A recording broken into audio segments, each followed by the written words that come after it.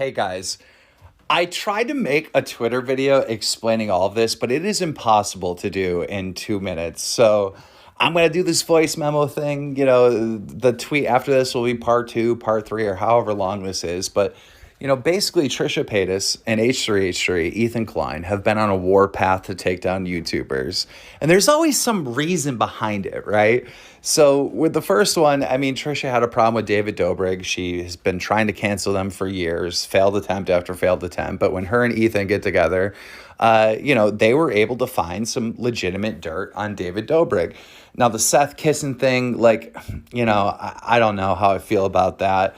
When we had proof that Seth was asking for another kissing prank, I'm sorry, but you kind of lose credibility on that. But the stuff with Dom was legit. They found some legit dirt on David, made David look bad. And they were able to cause a lot of damage to him. And I agreed with the stuff with Dom. I did a whole drama alert with it. So, they didn't have a problem with me. However, they went after the sponsors. They went after all of David's sponsors. They worked with these reporters. They worked with the Deaf Noodles or Defamation Noodles, who was constantly putting out, false stories on David. And, they went after the money, something that no YouTuber does. No other YouTuber goes after people's sponsors or, you know what I'm saying, right? So then James Charles, right? Now, again, with the James Charles situation, I agreed with them. I think James is guilty.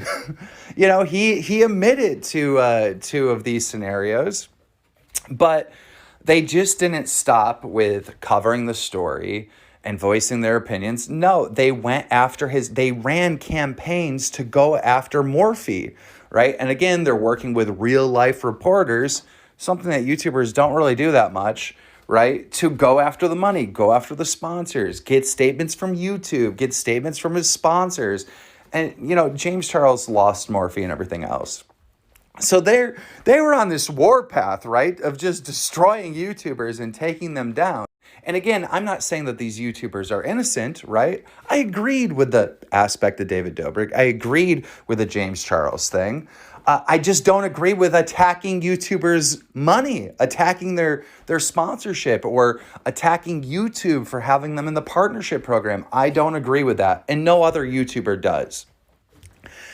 So then they get to Jake Paul, and there's these allegations on Jake Paul. And, they're gearing up to take down another YouTuber. They're working with the New York Times, and they're working with Deaf Noodles, and they have these allegations, and they're getting ready to take down Jake Paul right before his fight. It's interesting how this came out right before the Ben Askren fight, right? And I looked at these allegations, and I had serious questions. I had a lot of doubt on the validity of these allegations.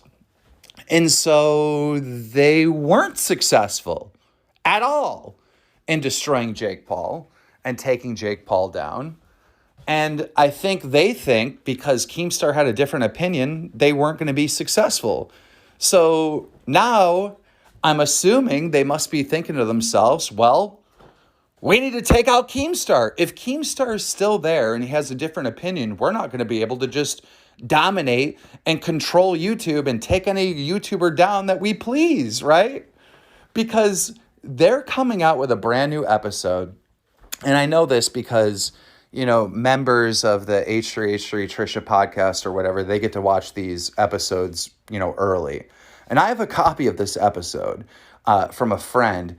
And the stuff that is being said about me is unfreaking believable. Now, we all know about the tragic death of Etika.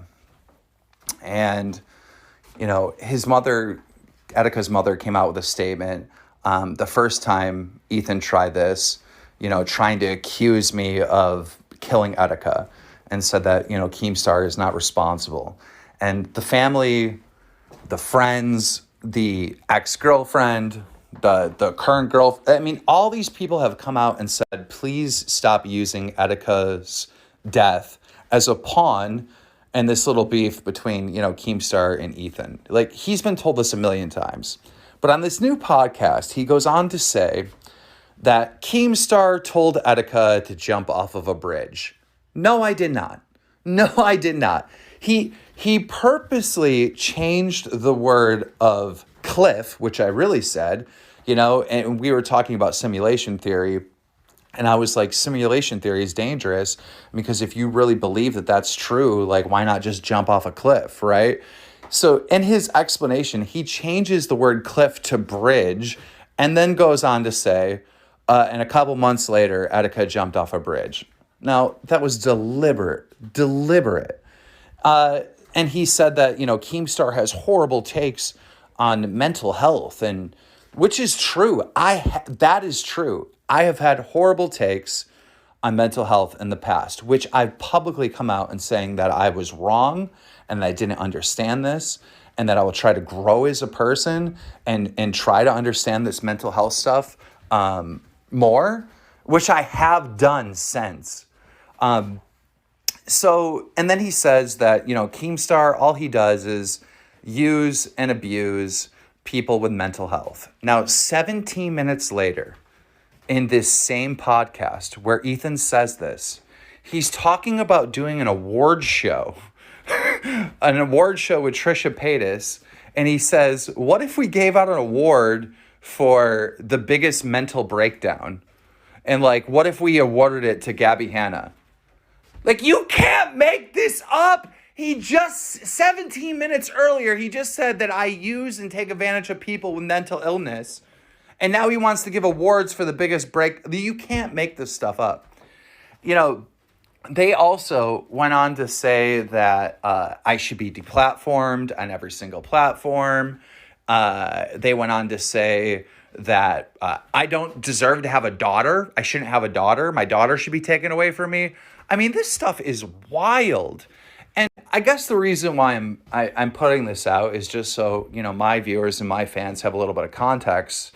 But also just so, like, I mean, that's it, right? Like, I want you guys to truly understand what the motive is to attacking Keemstar now. Like, it really boils down to, we were supposed to take Jake Paul down and we were unsuccessful because Keemstar disagreed and had doubt about the allegations. That's what's going on here. And God forbid, if for some reason I do get banned or get erased off the internet or retire or whatever, if I'm not here anymore, these guys, Daft Noodles, H3H3, Trisha Paytas, and these reporters that they work with and they platform will control this entire community. It will be one opinion.